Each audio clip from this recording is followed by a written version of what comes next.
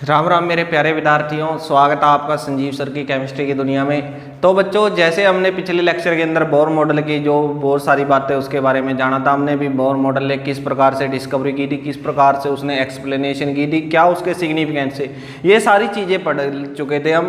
तो उसके बाद स्टूडेंट्स हम शुरुआत करेंगे आज लिमिटेशन ऑफ बोर्स मॉडल। यानी कि आपको पता है आज का मॉडर्न टाइम है, तो जो उनका बोर का मॉडल था वो तो काफ़ी पीछे लेग बिहाइंड कर गया था, लेकिन फिर भी उन्होंने कुछ ऐसी बातें बताई थी जिसका हमें सिग्निफिकेंस मिला था, या जो उससे पुराने मॉडल थे उनकी जो लिमिटेशन थी उनको दूर किया था। लेकिन आज के जो लेक्चर के अंदर हम पढ़ेंगे वो लिमिटेशन ऑफ बोर्स मॉडल थी, क्योंकि ऐसी बहुत सारी बातें आज के टाइम में हमें पता लगी थी भी जो बोर मॉडल को एक्सप्लेन नहीं कर पाया था। तो सबसे पहले इसी के बारे में देख लेते हैं और लिमिटेशन वन बाय वन हम पढ़ेंगे, क्योंकि और जो ये लिमिटेशन अब आ जाएंगी इसको हम फिर क्या करेंगे, ब्रॉडली स्टडी करेंगे। स्टूडेंट, इससे पहले अब आप हमारे चैनल को सब्सक्राइब कर दीजिए और वीडियो को लाइक कर दीजिए। तो देखिए अभी क्या कहता है, जो हमारी पहली लिमिटेशन है, तो inability to explain the line spectra. अब क्या नहीं कर पाया था, inability to explain the line spectra. इसके बारे में अभी बात करेंगे स्टूडेंट्स हम पे, क्या चीज़ उन्होंने की थी, क्या उन्होंने बताया था इसके बारे में, क्या चीज़ वो नहीं बता पाया था। आपको पता ही था इसके बारे में, spectra of multi electron system, electron atom की बात करें हम, तो पहली हमारी ये लिमिटेशन है स्टूडेंट्स। इसके बारे में मैं आपको बताना चाहूँ भी, अब उन्होंने क्या बताया था, उसने हाइड्रोजन के और हाइड्रोजन के स्पेक्ट्रम के बारे में बता दिया था, जैसे हमने पिछले लेक्चर में पढ़ा था। यदि आप लोगों ने देखा तो हमारी प्रीवियस वीडियो के अंदर जाके देख सकते हैं, और ऊपर से आपको क्या होगा, बेल का आई का बटन है, वहाँ से आपको प्ले लिस्ट मिल जाएगी, वहाँ पर जाकर आप चेक कर सकते हैं। तो वहाँ पर उन्होंने क्या किया था, उसने सिर्फ क्या एक्सप्लेन कर पाया था, वो हाइड्रोजन और हाइड्रोजन लाइक एटम को ही एक्सप्लेन कर पाया था। हाइड्रोजन लाइक एटम का लाइन स्पेक्ट्रा एक्सप्लेन उसने कर दिया था। उसने बताया भी था भी जो है हाइड्रोजन मॉलिक्यूल है, जैसे आप इनको एनर्जी प्रोवाइड करोगे तो ये एटम्स के अंदर चेंज होगा, फिर एटम्स से इनके क्या होंगे, अब जो बहुत सारे नंबर ऑफ एटम वहां पर मौजूद होंगे, और वो एटम क्या करेंगे, डिफरेंट अमाउंट ऑफ एनर्जी क्या करेंगे, एब्जॉर्ब करेंगे, और एब्जॉर्ब करने के बाद क्या होगा, डिफरेंट एनर्जी लेवल्स के अंदर जाना स्टार्ट कर देते हैं, जिसके कारण से हमें जो नीचे वाली सीरीज थी उसको हमने इस तरह से लाइमन, बाल्मर, पास्कन, ब्रैक्ट, पीफंड, इस तरह से हमने उनको पढ़ा था स्टूडेंट्स। तो वो बिल्कुल यही चीज़ थी भी, उसने सिर्फ क्या बता पाया, वो सिर्फ हाइड्रोजन और हाइड्रोजन लाइक एटम, जैसे हाइड्रोजन की बात करूँ मैं, helium positive, lithium 2 positive, beryllium 3 positive, यानी कि इन एटम के बारे में ही उसने थोड़ा सा स्पेक्ट्रा उसका एक्सप्लेन कर पाया था। लेकिन जो मल्टी इलेक्ट्रॉन के जो स्पेक्ट्रा उसके बारे में वो नहीं बता पाया था, क्योंकि स्टूडेंट्स यही इतना ज़्यादा हमारे लिए कॉम्प्लिकेटेड हो जाता है। उसकी तो हम बाद की बात करेंगे मल्टी इलेक्ट्रॉन सिस्टम की। तो उसने सिर्फ हमने जो पहली लिमिटेशन निकाली वो यही निकाली भी, वो हाइड्रोजन लाइक एटम का तो लाइन स्पेक्ट्रा उसने एक्सप्लेन कर दिया, लेकिन जो मल्टी इलेक्ट्रॉन सिस्टम था, जैसे कि हमारा मैं बात करूँ भी, हम हीलियम की बात करें या लिथियम की बात करूँ, या फिर मैं बोरॉन, कार्बन, नाइट्रोजन, ऑक्सीजन, इनके बारे में उसके कोई विचार नहीं थे, ना ही वो इस बात को बता पाया। तो सबसे पहली लिमिटेशन हमारी यही आती है स्टूडेंट्स, क्या भाई, वो क्या नहीं बता पाया, वो लाइन स्पेक्ट्रा नहीं बता पाया मल्टी इलेक्ट्रॉन सिस्टम का। ठीक है, चलो इसकी भी बात ठीक है भी, पहले मल्टी इलेक्ट्रॉन सिस्टम का नहीं बता पाया। तो दूसरी लिमिटेशन आती है हमारी, वो क्या आती है, इनएबिलिटी। जो हमारी दूसरी लिमिटेशन आती है वो भी यही है, इनएबिलिटी टू एक्सप्लेन, यानी कि वो क्या नहीं कर पाया था स्टूडेंट्स। यानी बहुत सारी बातें हम इसके अंदर पढ़ेंगे, आप लोगों को धीरे धीरे समझेंगे। तो inability splitting line of, inability to explain the splitting line in magnetic field, यानी कि जो मैग्नेटिक फील्ड के अंदर है और किसके अंदर है, इलेक्ट्रिक फील्ड के अंदर है, उस लाइन को भी एक्सप्लेन नहीं कर पाया इन किसके अंदर, electric field as well as magnetic field. Electric field को हम बाद में, यानी कि चैप्टर के अंदर अभी हमारा स्टार्ट होगा, इसके अंदर इसका नाम देते हैं, जो इलेक्ट्रिक फील्ड वाला होता है उसको हम नाम देते हैं स्टूडेंट्स, किसका, स्टार्क इफेक्ट का नाम देते हैं। जो हम स्पेक्ट्रा भी पढ़ेंगे। इसका भी हमारा नेक्स्ट लेक्चर या उससे नेक्स्ट लेक्चर के अंदर हमारा स्टारिक इफेक्ट आएगा।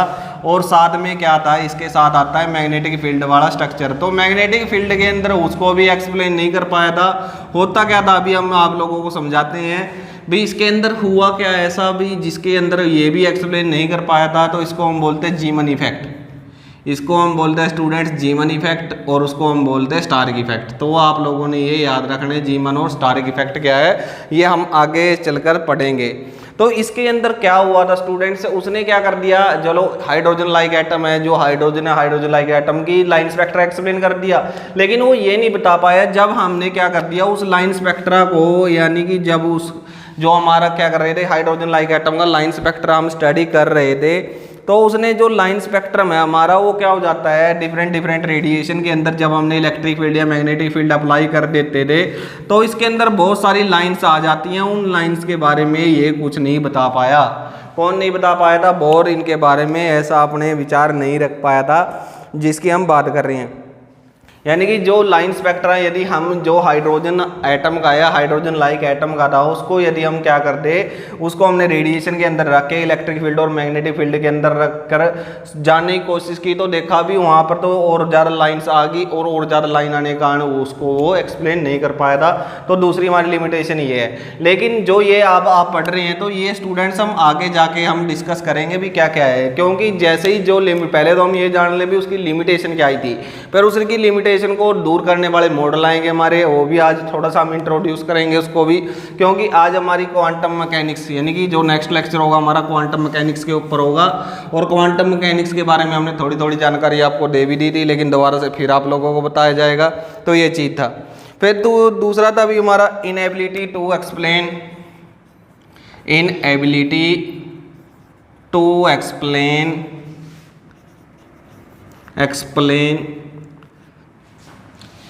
3D model of atom, 3D model of atom. अब ये भी इसकी कमी थी स्टूडेंट्स। क्या कमी आ गई थी अब ये तीसरी कमी कैसे आ गई थी। अब जो उसने बताया था भी आप लोगों ने सभी को याद होगा, हम बताते थे भी बोर ने बताया भी सेंटर के अंदर न्यूक्लियस है, उसके सराउंड में क्या है, उसके सराउंड के अंदर ऑर्बिटल्स है, डिफरेंट एनर्जी ऑर्बिटल है, के एल एम एन इस तरह की सेल्स है हमारी डिफरेंट एनर्जी की। तो इसका सिर्फ क्या दे पाया, इसका 2D मॉडल ही दे पाया। अब ये आपको देखने में सर्कुलर लग रही है। अब ऐसा तो है नहीं अभी जो हमारे इलेक्ट्रॉन फ्लैट है 3D के अंदर भी तो एग्जिस्ट करेगा, लेकिन 3D मॉडल के बारे में जो हमारे बोहर जी है उसके वो कुछ नहीं बता पाए, इस चीज़ के बारे में उनका कुछ कहना नहीं था। तो 3D मॉडल भी वो एक्सप्लेन नहीं कर पाए थे। तो ये चीज़ थी हमारी भाई, इसके बारे में उन्होंने नहीं बता पाए थे। फिर हमारा फोर्थ पॉइंट आ जाता है, वो शेप के बारे में भी कुछ नहीं बता पाए थे मॉलिक्यूल की, तो उसके बारे में ही लिख देते हैं अभी। इनएबिलिटी टू एक्सप्लेन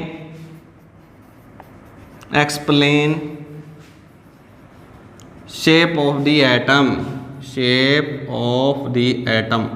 तो शेप ऑफ एटम के बारे में भी वो कुछ नहीं बता पाए बोहर मॉडल। यानी कि उन्होंने यानी कि जो कोवलेंट मॉलिक्यूल है वो डायरेक्शन करैक्टरिस्टिक होती है, तो उसके बारे में उन्होंने कोई भी ऐसा भी डायरेक्शनल प्रॉपर्टी के बारे में कोई चीज़ ऐसी एक्सप्लेन नहीं की जिससे हमें क्या पता लगे, शेप ऑफ द एटम के बारे में पता लगे। तो ये भी उनकी लिमिटेशन थी। उसके बाद जो फिफ्थ लिमिटेशन आती है, यानी कि इनकी बहुत सारी लिमिटेशन भी थी जो मॉडर्न पीरियोडिक टेबल ने मॉडर्न थ्योरीज ने या क्वांटम थ्योरी ने एक्सप्लेन किया था। यानी कि इनएबिलिटी, अब जो हमारा नेक्स्ट है हमारा वो जो टॉपिक होगा वो यही इसी के ऊपर बेस होगा जो हम ये लिख रहे हैं। जो हमारी लिमिटेशन है वो क्या था, इनएबिलिटी टू एक्सप्लेन अब भाई जो लिमिटेशन है वो भी थोड़ी सी क्या होती हैं, अजीब होती हैं। कैसे, क्यों कह रहा हूँ मैं ये बात, क्योंकि भाई जब वो उस टाइम पे था उसके बाद के अंदर आने वाले साइंटिस्ट के बारे में वो कैसे बता सकता था।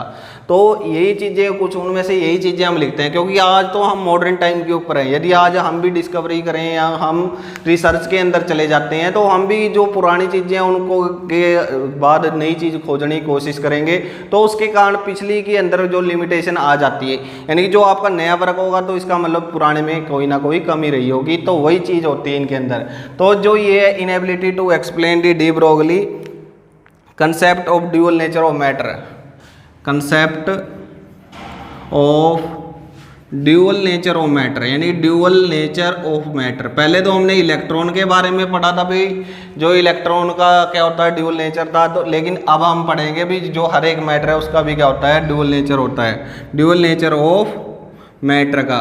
और साथ में एक आता है हमारा भी हेज़नबर्ग अनसर्टेनिटी प्रिंसिपल, उसके बारे में भी ये कुछ नहीं डिस्कस कर पाया। तो दूसरा था हमारा एंड हेज़नबर्ग अनसर्टेनिटी प्रिंसिपल, इसके बारे में भी वो कुछ नहीं बता पाया, हेज़नबर्ग अनसर्टेनिटी प्रिंसिपल। यानी कि ये हमारा नेक्स्ट टॉपिक है, शायद आज हम इसके बारे में डिस्कस करेंगे थोड़ा सा। किसके बारे में? डी ब्रोगली वेवलेंथ के बारे में, या de Broglie dual character of nature of matter, यानी कि इसके बारे में भी हम बात करेंगे। तो इसके बारे में वो एक्सप्लेन नहीं कर पाया था। तो दूसरा हमारा भी क्या था, इनएबिलिटी टू एक्सप्लेन दी, यानी कि एक चीज़ और एक्सप्लेन नहीं कर पाया था, वो एक्सप्लेन दी क्या, concept of elliptical orbital, explain the concept of elliptical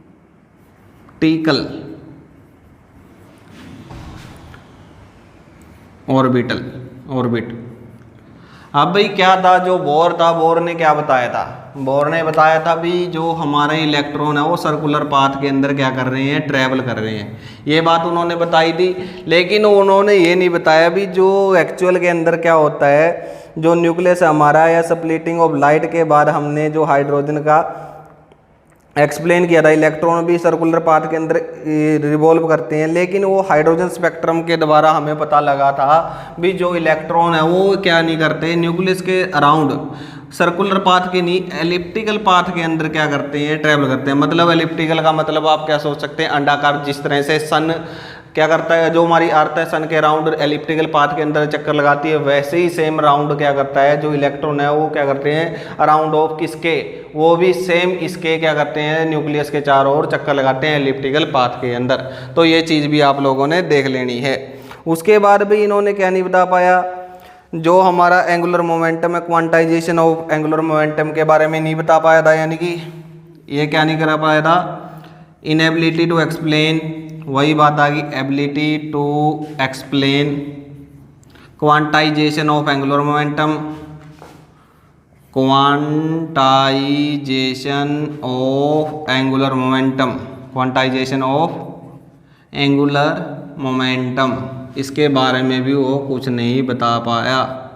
तो ये बहुत सारी लिमिटेशन थी उसकी, जो लिमिटेशन हमने बाद में दूर की थी, यानी कि वो क्या था, स्पिन, इलेक्ट्रॉन की स्पिन एनर्जी को कंसीडरेशन के अंदर नहीं ले पाया था। तो ये सारी की सारी उसकी लिमिटेशन थी स्टूडेंट्स, जो आप लोग यहाँ पर देख रहे हैं। भाई पहली लिमिटेशन क्या थी उसकी, जो लाइन स्पेक्ट्रा को वो एक्सप्लेन नहीं कर पाया था मल्टी इलेक्ट्रॉन के अंदर।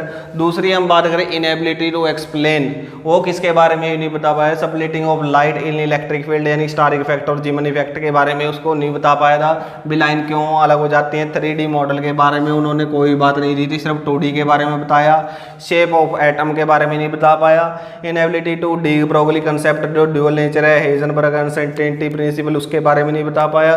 कंसेप्ट ऑफ एक्सप्लेन, यानी कि एलिप्टिकल पाथ के बारे में नहीं बता पाया। क्वांटाइजेशन ऑफ एंगुलर मोमेंटम, अब उसने ये तो बता दिया एंगुलर मोमेंटम क्वांटाइज है, लेकिन ये तो नहीं बता पाया किस तरह से क्या है, कोई एक्सप्लेनेशन नहीं दी थी उसके बारे में।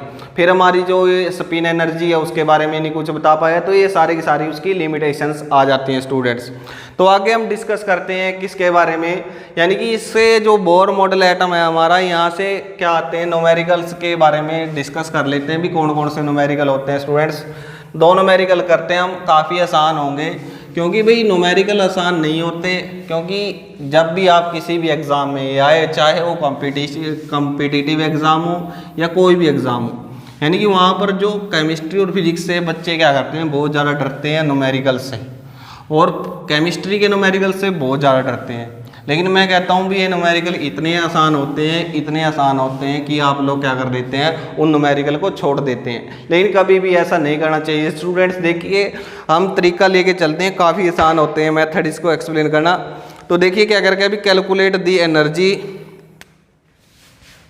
एनसीईआरटी क्वेश्चन कर रहे हैं हम students. Calculate the energy associated with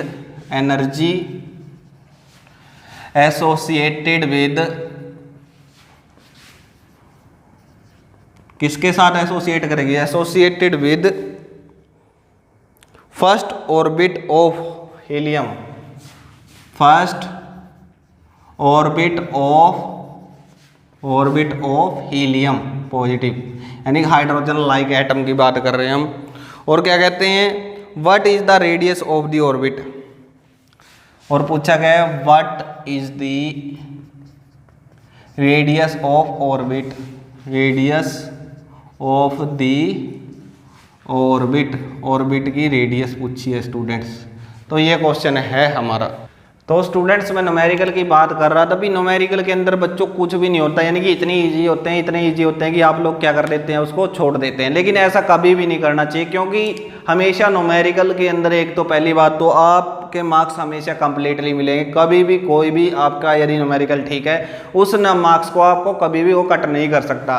दूसरी बात है, न्यूमेरिकल होता ही आसान है, बस आप लोगों को 2-3 चीज़ें पता होनी चाहिए। एक तो गिवन क्या है, निकालना क्या है, और फॉर्मूला क्या है। यदि ये 3 चीज़ें आप लोग पहचान लेते हो तो आप लोगों के आगे कुछ भी दिक्कत आने वाली नहीं है। तो इस न्यूमेरिकल की बात करूं मैं, ऐसे न्यूमेरिकल बहुत ज़्यादा प्रेफर किए जाते हैं कंपटीशन एग्जाम के अंदर। मतलब इसके अंदर इन्फॉर्मेशन बहुत कुछ है लेकिन कुछ भी नहीं है। आप लोग वो देख रहे हैं भी क्या कह रहे हैं, सिंपल थ्योरी है भी, calculate the energy associated with first orbital of helium, what is the radius of the orbit. यानी कि एक क्वेश्चन के अंदर उसने 2 चीज़ें पूछ ली, यानी कि आपको 4 ऑप्शन मिलते हैं। और हो सकता है आपके एग्जाम आने वाले एग्जाम क्या हो, ऑप्शन टाइप ही हो। और कंपटीशन एग्जाम तो आपके क्या होते हैं, जो हमारे एमसी क्या होती है, मल्टीपल चॉइस क्वेश्चन आपके होते ही हैं। तो स्टूडेंट्स देखिए इसके अंदर गिवन क्या क्या है, तो ये चीज़ें सबसे पहले तो एक फॉर्मूला हमने जो पिछले के अंदर याद किया था, अभी कुछ टाइम हुआ उसको फॉर्मूले को। तो आंसर के अंदर सबसे पहले मैं क्या करता हूँ, गिवन लिख लेता हूँ। तो उसने क्या भी फर्स्ट ऑर्बिट का मतलब, यानी कि हम बात कर रहे हैं फर्स्ट सेल की, तो इसका मतलब हमारा n की वैल्यू 1 है। फिर उसके बाद हम बात करते हैं भी हीलियम, और वो भी क्या है, पॉजिटिव चार्ज है। इसका मतलब जो इलेक्ट्रॉन है इसके अंदर वो कितने हैं स्टूडेंट्स, वो तो 1 है। और लेकिन इसका जो हमारा क्या होता है, मास नंबर है, या हम बात करें एटॉमिक नंबर की बात करूं, सॉरी मैं, तो एटॉमिक नंबर इसका कितना होता है, एटॉमिक नंबर इसका 2 होता है। क्योंकि हमने पहले ही बताया था भी, जब हम बात करते हैं किसकी, हीलियम की, तो 2 हम क्या कहते थे भी, नंबर ऑफ प्रोटॉन्स या number of electrons in neutral atom. अब न्यूट्रल एटम है तो इस टाइम इसके अंदर प्रोटॉन की बात करें, इलेक्ट्रॉन की बात करें, 2 है। लेकिन ये न्यूट्रल एटम नहीं है, ये न्यूट्रल एटम नहीं है, इसके अंदर इलेक्ट्रॉन तो 1 है, लेकिन जो प्रोटॉन की बात करूं मैं, वो कितने हैं, इसके अंदर 2 है। तो यही तो चीज़ थी हमारी, यही दोनों चीज़ें उन्होंने दे रखी हैं। उसके बाद तो हमें कुछ करना ही नहीं। उसके बाद आप लोगों को क्या याद होना चाहिए था, आप लोगों को सिर्फ फॉर्मूला याद होना चाहिए था, और कुछ भी नहीं चाहिए था। हमें क्या चाहिए था, एक फॉर्मूला चाहिए था। 2.8 इंटू में 10 रेज पावर कितना होता है, याद कीजिए, कोशिश कीजिए याद करने की। हम कर चुके हैं इसको कर चुके हैं पहले, आप लोग को इसको कर चुके हैं भाई। ये फॉर्मूले आप लोग सारे के सारे कर चुके हैं। इसका क्या आ जाएगा, इसका हो जाएगा जूल पर एटम।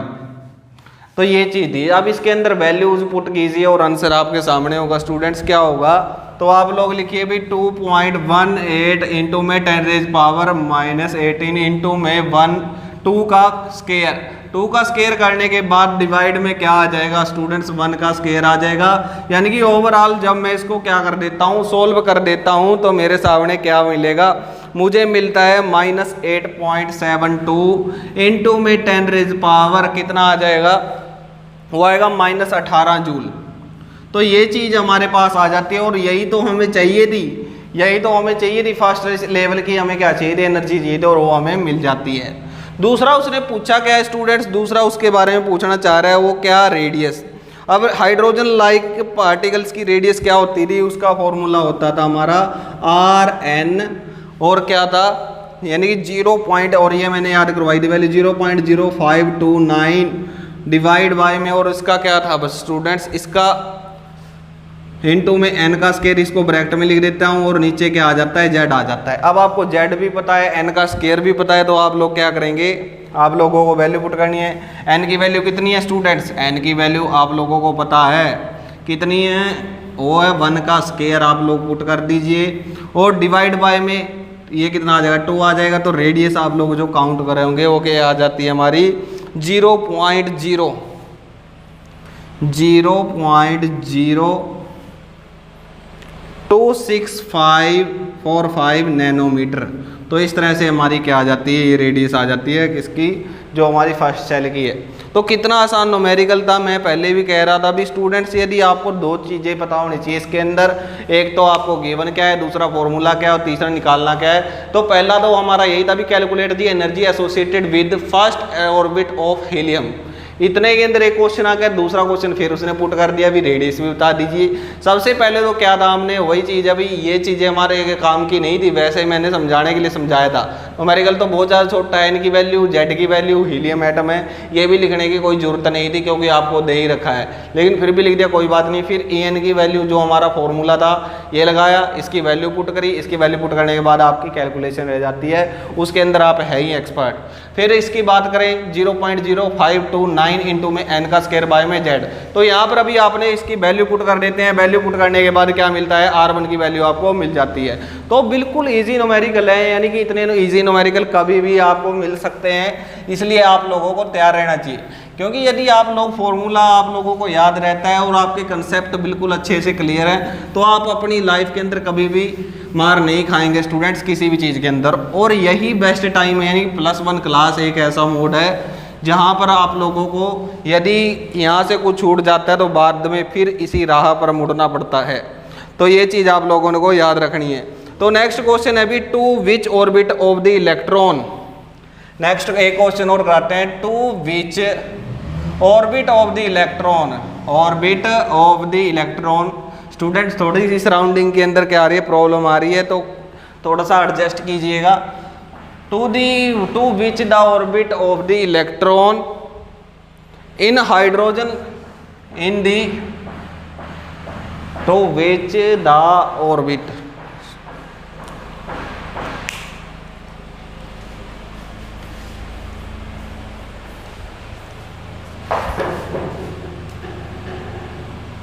किसका, पहले तो in the hydrogen atom, in the hydrogen atom, hydrogen atom की बात कर रहा है।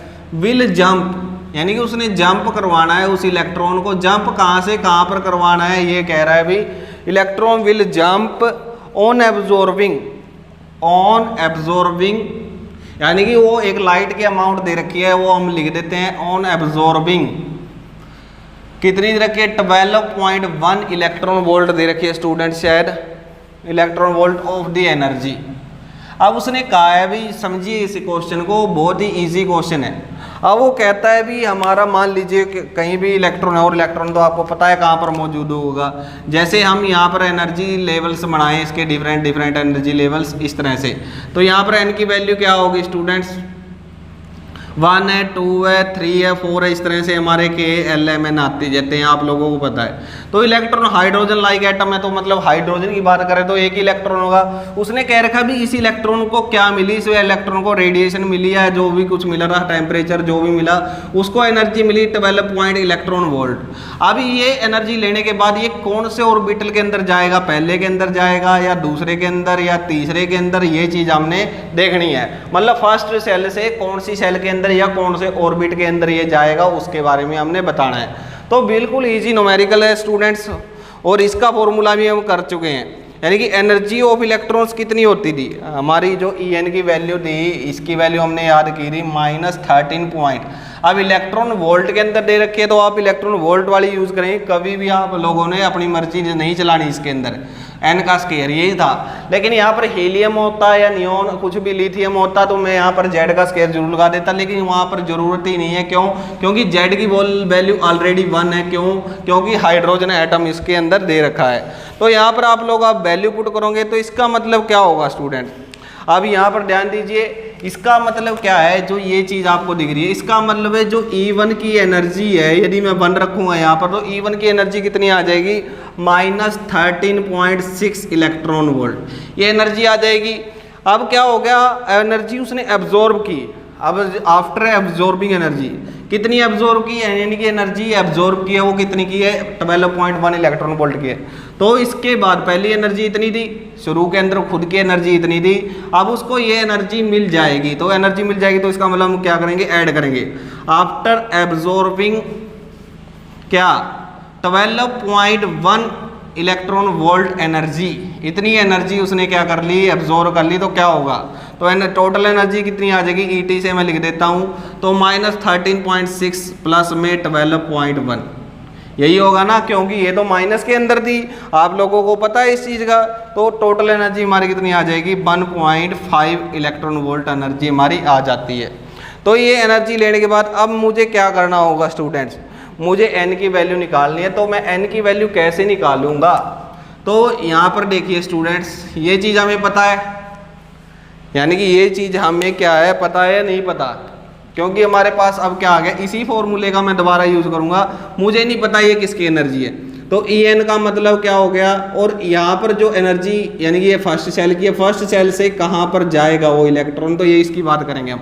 तो इस एनर्जी की जगह मैं क्या रखूँगा, मैं रखूँगा -1.5, तो माइनस से माइनस कट जाएगा, इलेक्ट्रॉन वोल्ट से इलेक्ट्रॉन वोल्ट कट जाएगा, और क्या आएगा, n स्क्वायर इधर आ जाएगा, और ये जो 1.5 है ये कहाँ पर चला जाएगा, यहाँ पर चला जाएगा।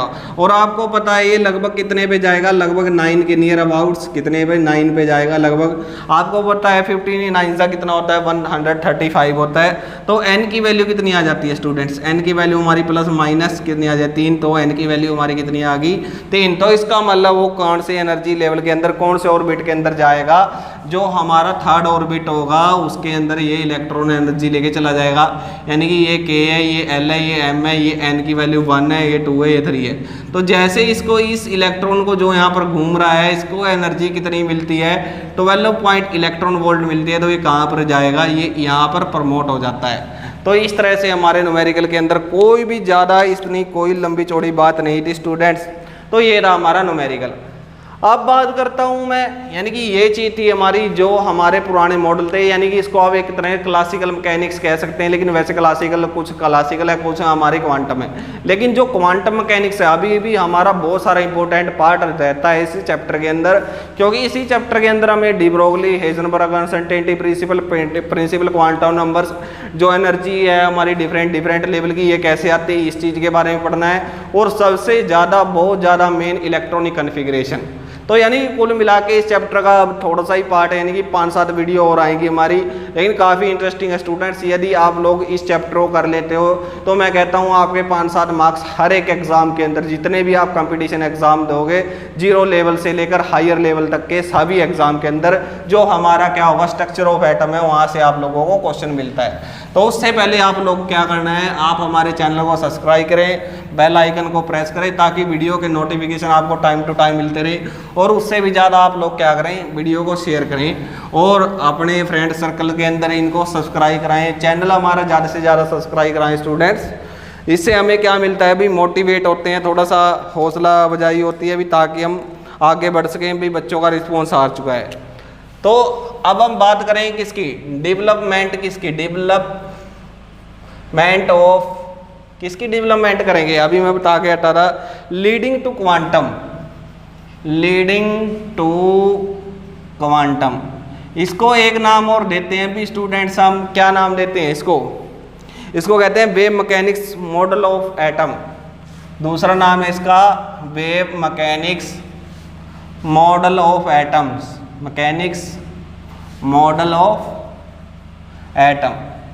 अब यहाँ पर बात आती है स्टूडेंट्स, मैं पहले ही बता चुका हूँ, लेकिन थोड़ा सा आज इसके बारे में और जिक्र करते हैं हम भाई, ये क्वांटम मैकेनिक्स है क्या थी, क्या चीज़ थी, थोड़ा सा फिर हमारा यानी कि 1-2 लेक्चर है, फिर हमारा यही से फिर स्टार्ट हो जाता है।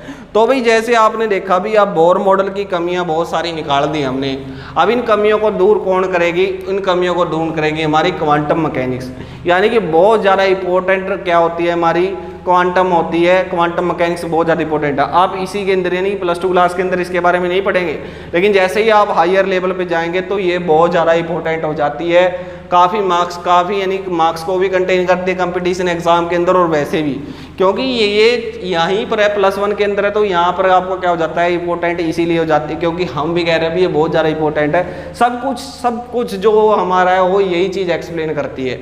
तो क्वांटम मैकेनिक्स और एक होती है हमारी क्लासिकल मैकेनिक्स।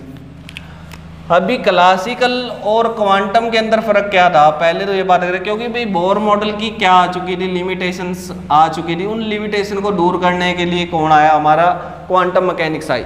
अब क्वांटम मैकेनिक्स के अंदर क्या है भाई, वैसे तो मुझे ये चीज़ नहीं बतानी चाहिए क्योंकि आगे फिर आएगी ये, लेकिन फिर भी बता देते हैं भी जैसे ही हम क्या होता है जो ये हमारी क्लासिकल मैकेनिक्स है ये मैक्रोस्कोपिक चीज़ों के लिए होती है, मतलब बड़ी चीज़ें जिनको हम देख सकते हैं। जैसे हमने बात करी थी भाई जो हमारा क्या था इलेक्ट्रॉन है वो सर्कुलर पाथ के अंदर ट्रैवल करता है, तो हमने उसको किससे कंसीडर कर दिया था भाई, जैसे ही हमारा सन के अराउंड हमारी अर्थ है वो क्या करती है इलिप्टिकल पाथ के अंदर चक्कर लगाती है, राउंड लगाती है, वैसे ही हमारा क्या होता है इलेक्ट्रॉन है वो क्या करेगा, वो हमारा भी न्यूक्लियस के अराउंड क्या करेगा, रिवॉल्व करेगा। ये बात हमने कही थी, लेकिन ये बात कि आप वैलिड थी, ये बात वैलिड थी सिर्फ बड़ी चीज़ों के लिए, क्योंकि अब इलेक्ट्रॉन है जिसको देख पाना भी पॉसिबल ही नहीं है, तो देख पाना पॉसिबल नहीं है तो इसका मतलब उसको हम क्या बोलते हैं, माइक्रोस्कोपिक पार्टिकल बोलते हैं। इवन के इलेक्ट्रॉन माइक्रोस्कोप के द्वारा दिखाई देता है, मैं इलेक्ट्रॉन वैसे दिखाई नहीं देता, और वैसे तो हम एटम ही नहीं दिखाई देता, तो माइक्रो यानी कि जो इलेक्ट्रॉन की बात तो बहुत दूर की बात है।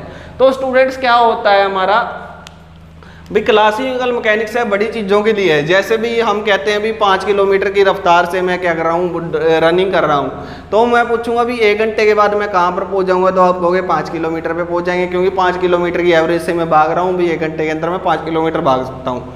फिर 2 घंटे के अंदर पूछे तो आप कहेंगे 10 kilometer। फिर हम पूछे भी 3 घंटे के अंदर, तो इतना तो बहुत ज़्यादा पॉसिबल ही नहीं है। वैसे की बात कर रहा हूँ मैं भी, वैसे ही इतनी रनिंग करना कहाँ पॉसिबल है। फिर भी हम कहें भी 15 किलोमीटर, 20, 25 इस तरह से आप अंदाज़ लगा दोगे भी, मैं कह दूँगा 6 घंटे के बाद मैं कितने किलोमीटर ट्रैवल करूँगा, तो आप आसानी से बता देंगे भी 30 किलोमीटर आप ट्रैवल कर जाएंगे, यदि मेरी स्पीड यूनिफॉर्म रहती है तो। लेकिन जो माइक्रोस्कोपिक क्वांटम थ्योरी कहती है भी ये आप इलेक्ट्रॉन है जिसको हम देख भी नहीं पा रहे, उसके बारे में आप कैसे बता दोगे भी ये इतने यहाँ पर होगा, क्योंकि अभी यदि मान लीजिए यहाँ पर इलेक्ट्रॉन है तो एकदम से इधर उधर इधर किधर भी जा सकता है। और हमने देखा भी इलेक्ट्रॉन को फाइंड करने की प्रोबेबिलिटी 90% है न्यूक्लियस के पास। इसके अलावा वो स्पेस के अंदर कहीं भी एग्जिस्ट कर सकता है, क्योंकि चांसेस उसके रहते हैं कहीं भी मिलने के। तो ये चीज़ थी, मतलब जो छोटी चीज़ों को स्टडी करने के लिए हमारी क्या आई थी, क्वांटम मैकेनिक्स आई थी। जो हमारे electron, proton, neutron, atom, ion है, उनको एक्सप्लेन करने के लिए हमारी क्वांटम मैकेनिक्स आई।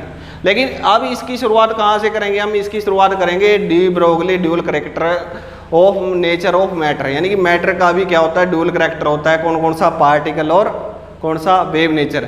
और हमें पढ़ा है भी हमने भी, जो इलेक्ट्रॉन है हमारा, इलेक्ट्रॉन का भी तो नेचर कैसा होता है, पार्टिकल और वेव नेचर दोनों होते हैं। ये चीज़ हम पढ़ चुके हैं। अब हम मैटर का देखें भी, कोई भी मैटर है उसके अंदर भी 2 करैक्टर होते हैं, उसको एक्सप्लेन करने की कोशिश करेंगे। फिर हमारा आएगा हेजनबर्ग अनसर्टेनिटी प्रिंसिपल, वो भी हमारा क्वांटम मैकेनिक्स के अंदर है, काफ़ी इंपॉर्टेंट टॉपिक्स रहेंगे हमारे। तो जैसे कि हमने एक्सप्लेन कर दिया था भी इलेक्ट्रॉन क्या वेव और पार्टिकल नेचर दोनों होते हैं, तो सेम हम बात करेंगे भी मैटर है जो, उसके भी 2 नेचर है। तो धीरे धीरे हम क्या करते जाएंगे भी, पढ़ते जाएंगे, हर एक को एक्सप्लेन भी करते जाएंगे। तो देखिए हमारा थोड़ा सा डी ब्रोगली के बारे में देखिए, यानी कि मैं बात करूँ ड्यूअल नेचर ऑफ मैटर। यहाँ पर जो हमारी क्वांटम मैकेनिक्स है उसके अंदर हम बात करते हैं ड्यूअल नेचर ऑफ मैटर, या फिर radiation and radiation, dual character of matter and radiation.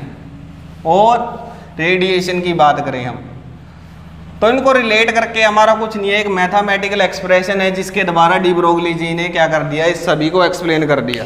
अब उसने कुछ भी अपना कुछ भी नहीं लिया था स्टूडेंट, सारे का सारा दूसरों से ही लिया गया था। तो उन्होंने वेवलेंथ का रिलेशन हम मोमेंटम के साथ निकालेंगे, तो वो चीज़ देखिए भी क्या होता। तो सबसे पहले आप लोगों ने पढ़ा है जो हमारी एनर्जी की वैल्यू थी वो क्या थी, E आती थी हमारी hν। ये आप लोग पढ़ चुके हैं। hν ये कहाँ से आई थी, ये हमारी कहाँ से आई थी भाई, प्लैंक क्वांटम थ्योरी से ये आई थी। तो मैं इसको इक्वेशन नंबर 1 का नाम देता हूँ, फ्रॉम कहाँ से, प्लैंक्स क्वांटम थ्योरी, या प्लैंक थ्योरी भी कह सकते हैं आप। प्लैंक क्वांटम थ्योरी ने ये चीज़ एक्सप्लेन कर दी थी, आप लोगों को पता ही है इसके बारे में। फिर दूसरा था हमारा जो हमारे आइंस्टीन जी थे, उन्होंने भी एक इक्वेशन दी थी, energy is equal to mc²। तो ये कहाँ से आई थी, इसको इक्वेशन नंबर 2 मान लेता हूँ। तो इसको हम बोलते हैं फ्रॉम आइंस्टीन इक्वेशन। तो ये कहाँ से आई थी, आइंस्टीन। कुछ भी नहीं है इसके अंदर, बिल्कुल ईजी है, कुछ भी आई इन्होंने तो कुछ अपने आप तो किया ही नहीं। तो आइंस्टीन इक्वेशन थी, या इक्वेशन या हम थ्योरी कह सकते हैं उनकी खुद की।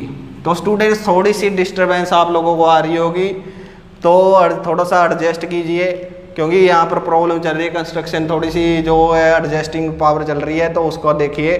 तो यहाँ पर क्या होता है, 2 एनर्जी हमें गिवन है स्टूडेंट्स। उस एनर्जी के बारे में हम क्या करते हैं, इक्वेशन 1 और 2 को मैं क्या कर लेता हूँ, क्या करूँगा स्टूडेंट्स, उसको मैं क्या कर लेता हूँ, कंबाइन कर लेता हूँ, इक्वेट कर लेता हूँ, क्योंकि ये भी एनर्जी है और ये भी एनर्जी है। क्योंकि अब हम क्या कर रहे हैं, अभी हम क्वांटम मैकेनिक्स के ऊपर जा रहे हैं, तो जो क्वांटाइजेशन ऑफ फोटोन सा उन फोटोन के बारे में देखेंगे। तो जो ये एनर्जी मानते हैं हम, ये एनर्जी किसकी मानते हैं, उन फोटोन्स की मानते हैं, और उन फोटोन को भी हम एक्सप्लेन करेंगे। यानी कि जो हमारा वेव, जो वेवलेंथ हमारी वेव एसोसिएट करती है एनी पार्टिकल, यानी कि हम ये मानते हैं भी जो कोई भी हमारी, यानी कि कोई भी हमारी मैटर है वो उसके अंदर कैसा नेचर होता है, उसके अंदर वेव नेचर भी होता है, जिस तरह की हम फोटोन्स का मानते हैं। तो फोटोन्स का माना था, तो ये इक्वेशन हमारी ये वही तो है, वो फोटोन्स वाली इक्वेशन ले ली और ये हमने एनर्जी वाली इक्वेशन ले ली। तो उस फोटोन को एक्सप्लेन करते हैं भी, और उसका नेचर कैसा होगा, अलग अलग नेचर के बारे में हम बात करेंगे। तो यहाँ से हम क्या करते हैं, इक्वेशन 1 को इक्वेट करते हैं किसके साथ, 2 के साथ, यानी कि इक्वेटिंग द इक्वेशन 1 and 2। तो यहाँ पर क्या आएगा, h nu is equal to mc²। तो आप लोगों को बता दूँ मैं अभी क्या क्या होता है इसके अंदर। h क्या है हमारा, प्लैंक कांस्टेंट है, तो प्लैंक्स कांस्टेंट लिख दिया।